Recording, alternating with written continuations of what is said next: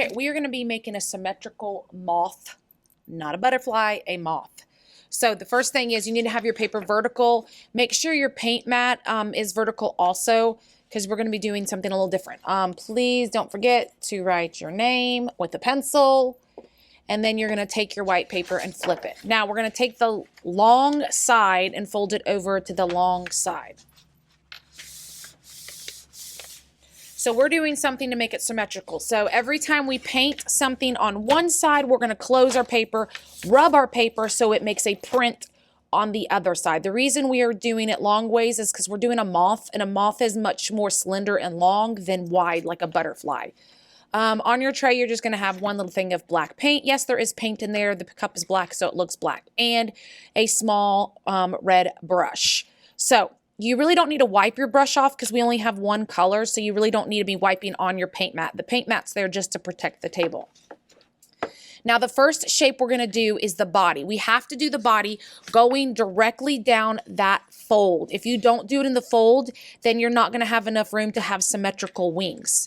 So, and you have to move quickly because the paint will dry. So once you put the paint on there, you can hold your brush or lay it on the paint mat somewhere or even on the tray to get it from rolling off the floor and onto your lap, because this black paint, unfortunately, it's washable but does possibly stain, to close your paper and fold it. So first is the body. Now again, a moth is pretty long. I don't want to go all the way to the bottom, and I don't want to go away to the top because we have antennas to add.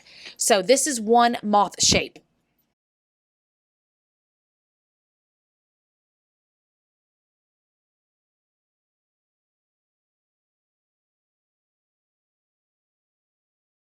So once I've painted on one side, I'm going to fold it and just rub right here, right where I painted. And when I open it, it should have a symmetrical body of what I just did. It's a little spotty. That's okay. That's what we're going for. So don't freak out if you see that. Don't go paint over it. So this is one shape of the body. Again, this is the top. It goes slender to the tail. Most moths are going to be thicker at the top and very slender at the bottom. Again, it leaves some little space. So, and again, I have room for antennas. So the next one I'm going to do is the wings. Again, we're only painting on one side. Because I painted on this side, I'm going to continue to paint on the same side.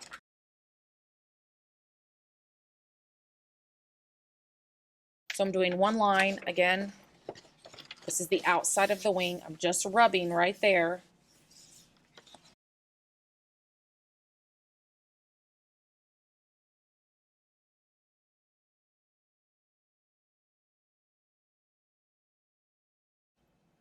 So now that I have the wing shape, there's actually a line that kind of separates where this hump is.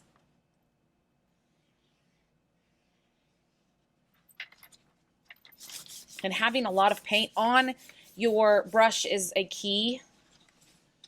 And if it blobs like that, great. Okay, now that I have the wing shape, I'm going to add the details. Now, the things about moths is they look like they have eyes. Their wings have that eye look. So I'm going to show you a few different options on paper that you can have next to you, and this is what I'm doing.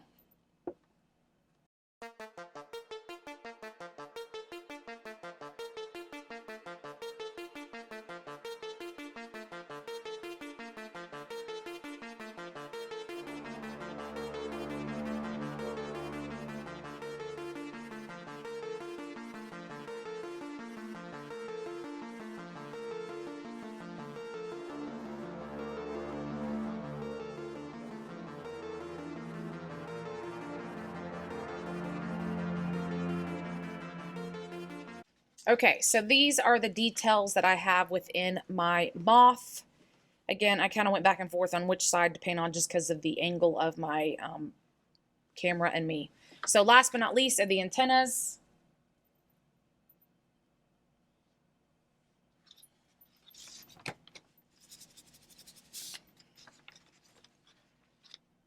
Okay, so that is my moth. Today this has to go on the drying rack. So please make sure that you take your brush, you put it in the pool, make sure that you close up your black paint and put it back on the counter. And then you're going to take your paint mat and your moth back to the drying rack, lay it on the drying rack. Again, if you did not put your name, make sure that you write your name before it goes to the drying rack. And then we'll be adding color with our oil pastels next time we meet.